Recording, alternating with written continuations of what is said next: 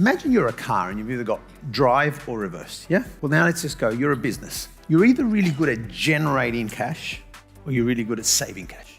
They're different gears. Try not to play both gears at the same time, generally in the same day.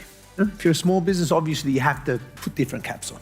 But let me tell everybody this as an outset. It is a lot easier, a lot with capital letters, to generate cash than what it is to save money. And there's a limitation on how much you can save, but there's never a limitation on how much you can make. My saying says this: different beliefs for different worlds. If I am working 9 to 5 as an employee, the saying that says, save your pennies and you won't have to worry about the dollars. If you are an entrepreneur or building a business, fuck that saying.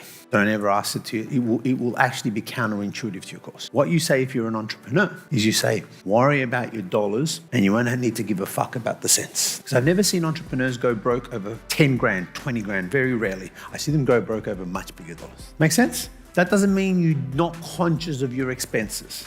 But primarily, as a CEO, you're the visionary, you're the expansion modality of it.